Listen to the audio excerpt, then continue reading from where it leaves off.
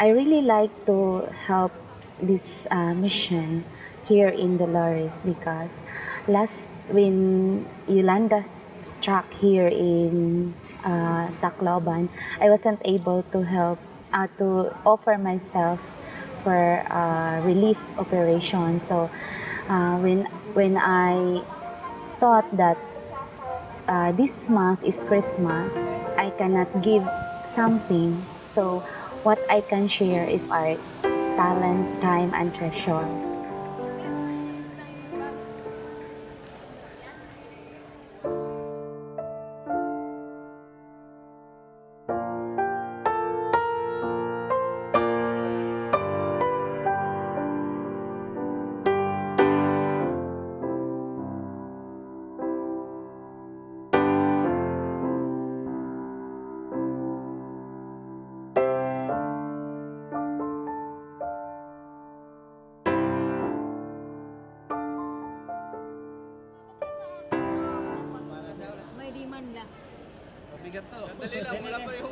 I was affected also by Yolanda before, Typhoon Yolanda.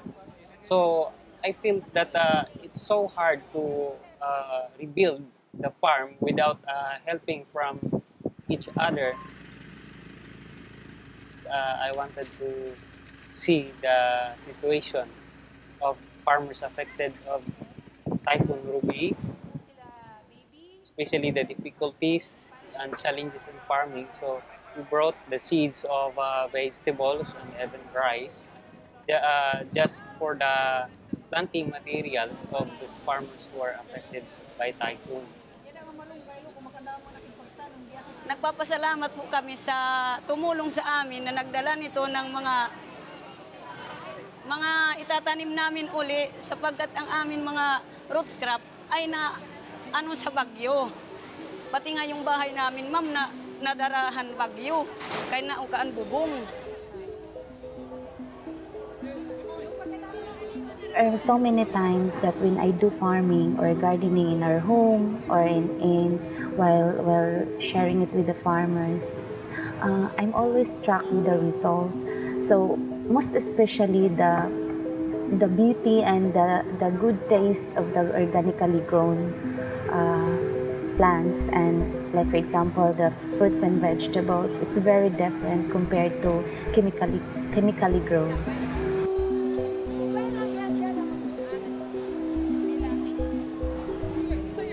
One day, when I was working in the farm, I come up to my mind that if there's a possibilities in the future that there's a farming technology that never used of synthetic farming approach. So at that time, I try to look up the possibilities that these things would happen in the future. We wanted to answer the call and the challenge of climate change, especially if the farming system we don't change from chemical farming to organic farming. We are suffering climate change, right? So when I experience the beauty of farming with nature, I really love to share that experience. Sa initiative sa mga organic farmer. So dapat itang mga mag-uuma, we hope that our idea could bring them to understand more deeply the meaning of organic farming and connection with the challenge of climate change.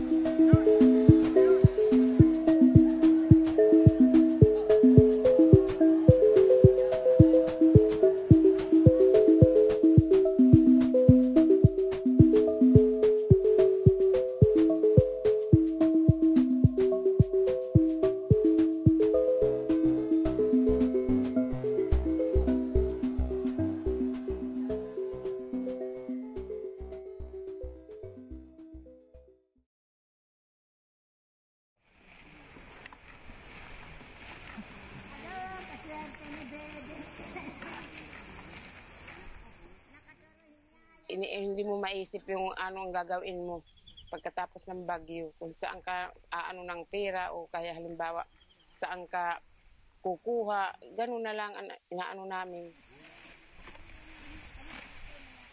O ngayon, nakabangon-bangon na kaunti, nakapagtanim na kami ng palay, nag-aani na ngayon.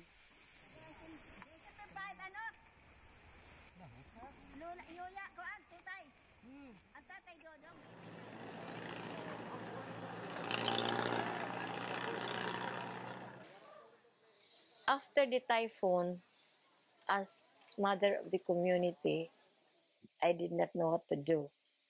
I was confused, I was distressed, parang nagne-nervous breakdown, especially pag may nagsasabi, Mayor, wala kaming pagkain kagabi, nag-boil na lang ako ng sugar sa water rin ang pinema.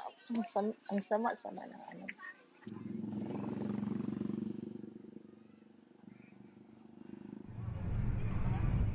Ang malaking factor ang mga NGO. Without being invited, they came. Greenpeace came na wala kaming itatanim. So, na-busy sila magtanim. And that got them from the depression they had kasi they had something to do. We are now in the recovery stage.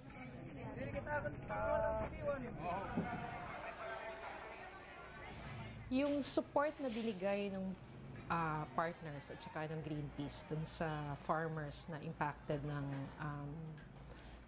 ng bagyong Ruby dun sa Dolores were really diverse seeds and also different varieties of rice. Yung intention doon ng Greenpeace is really to build yung biodiversity sa Dolores, which will actually enable yung farming system ng Dolores na maging much more resilient sa mga extreme weather events tulad ng typhoons or extreme droughts. So yung Greenpeace may pagkilala siya dun sa pangmahabaang long-term solution dun sa pag-address dun sa mga impacts ng climate. So hindi lang siya, it's not a one-off seed distribution.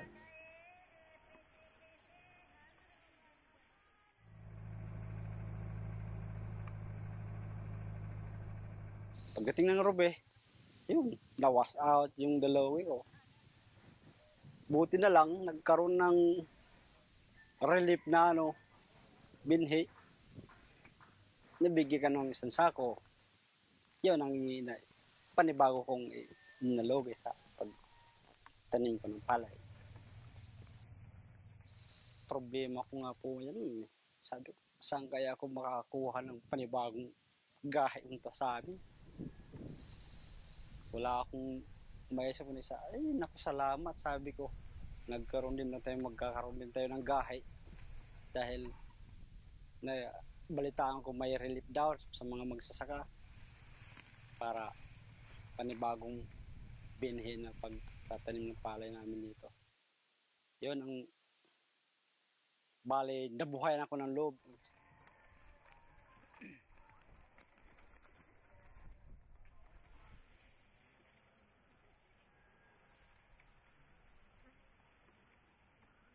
Ang inaantay lang namin yung ulan. Kung mayroon ng patubig, mga isang taon, mga 2 pag tatanim o kaya 3, ganun, pag mayroon patubig. Nakabangon kami katapos ng bagyo dahil nakatanim na ng palay na panibago. Ngayon mag-aani na, mayroon na namin pagkain.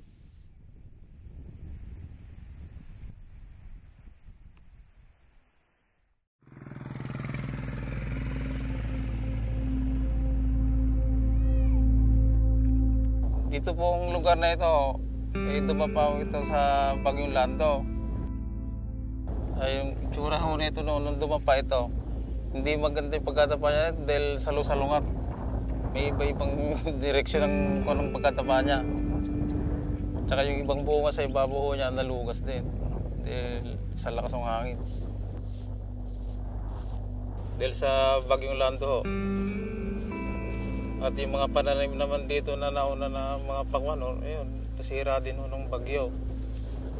Kaya yan, mga iba ko dyan, nag-uulit na lang na magtanim.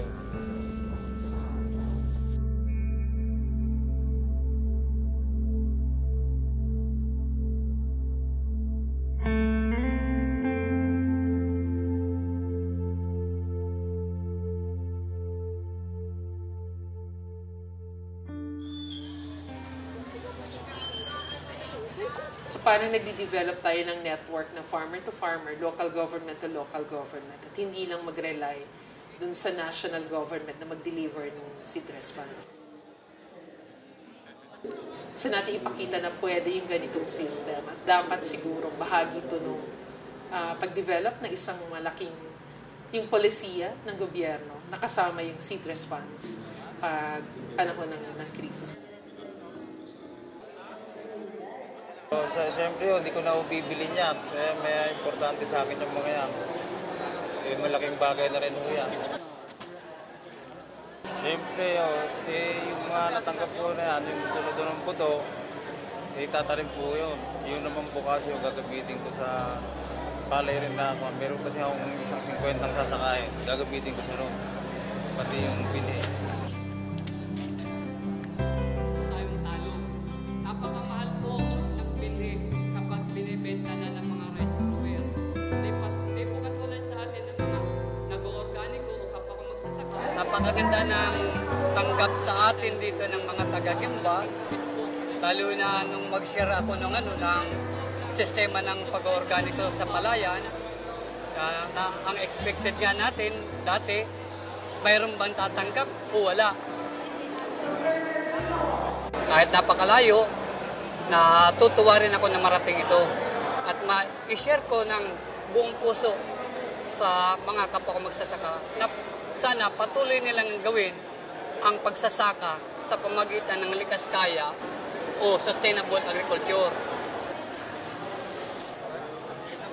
Gusto namin i-promote ang ganitong pagkikipag-ugnayan para mas mapalawak pa ang mga pwedeng mag-ecological agriculture. Makita nila na through their experience of other farmers, na mas malawak na pala itong pinapractice sa ibang lugar. So gusto natin na malay mo makatulong ito sa pagpapalawak pa lalo ng mga nag-organic farming.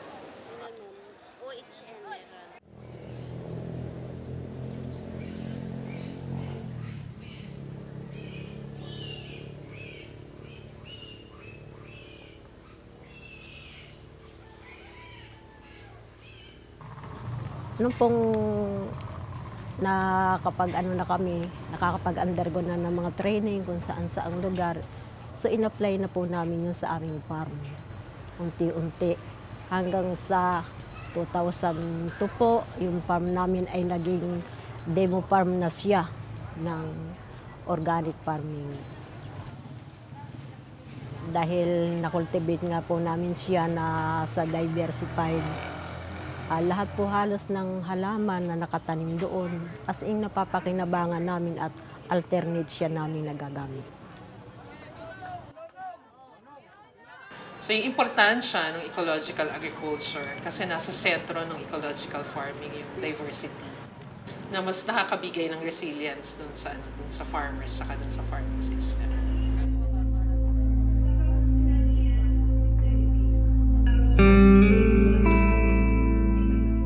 A lot of things have been done in terms of communications, in terms of transportations, and a lot more things should be done.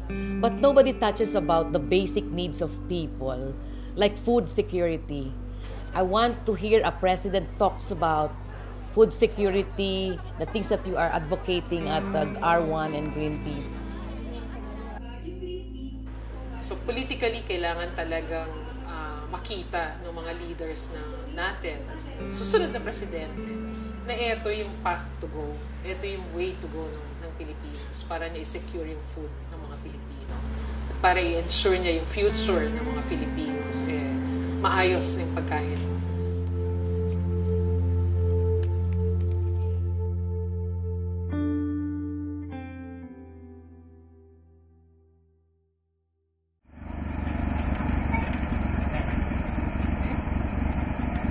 Kasalukuyan nandito tayo sa mga farming areas ng mga Teduray, isa sa mga tribo na nandirito sa Mindanao. Mayroon tayong ginawang isang seed response kung saan yung mga corn seed, local corn seed varieties ang ating balak at gustong ipamigay sa ating mga magsasaka. nakita nila yung malaking epekto ng patuloy na pagtatanim nila ng tinatawag nilang mga sige-sige o yung tinatawag natin na hybrid at saka GMO corn. Kada pagtatanim, kailangan nilang umutang para meron silang maitanim ulit, kailangan nilang utangin ang pestisidyo, kailangan nilang utangin ang mga abono. So nakita nila na kung patuloy na mangyayari ito, lalo silang lulubog sa utang at patuloy na lulubog sa kahirapan. So simulan po natin, pagka nasimulan nyo, aasahan po natin na magpapatuloy. So ngayon, ang nakita nila, bakit hindi nila pwedeng ibalik? Bakit hindi nila ibalik yung dati nilang mga pamamaraan ng pagsasaka? Kung saan ang ginagamit nila ay yung mga traditional, lokal na binhi na hindi nila kailangang bilhin. Tapos kung kailangan nila ng mga abono, kung kailangan nila ng mga pestisidyo, mga organikong abono at pestisidyo na kaya nilang gawin mismo at andi dyan lang sa tabi-tabi, locally available. Amo ka beninani yawe nan baka getabang talaga ina ba bet daba tawe tidak nando yo ka menggamit daba betame merugayan ga ay dami nan topo beni dami fungonoy ke ni bilang nga agawoy de ni do ndak po fio no dab kage kafaguyag keringo gebde kage kafaguyag menbinasa beni buku ke de ni atifa agawo ke de kafaagaw ge ongot ge ni tobong. Sisimulan natin yung ating pamamahagi ng ating buto ng mais. Ang mga food producer dapat sapat, no? Ang pagkain at ligtas yung pagkain na kinakain natin. Ito lang yung kontribusyon ng Greenpeace at ng Kiluska para sa konsepto ng sulagat, no? Ang isang uri ng indigenous na pamamaraan ng pagsasaka. Ang panawagan natin sa gobyerno ngayong panahon na to at sa mga susunod na panahon, suportahan ang mga magsasaka para sa pag-transition nila muling pagbabalik doon sa tinatawag nating ecological na paraan ng pagsasaka o ang ecological farming bilang solusyon doon sa nakikita nating paghihirap ng mga magsasaka sa patuloy na paggamit ng mga kemikal na abono at pestisidyo. Magtatanim tayo ng marami. Sa payo daba kedodonoy de dumon labi na inirigon kay ba sistema ibaratnya ini kagalbak nak keluhan kay de kepayaan dapat beni rigon kay keluhanan panawag ako da keluhan ay tawe tumutulong sa mga farmers. Okay.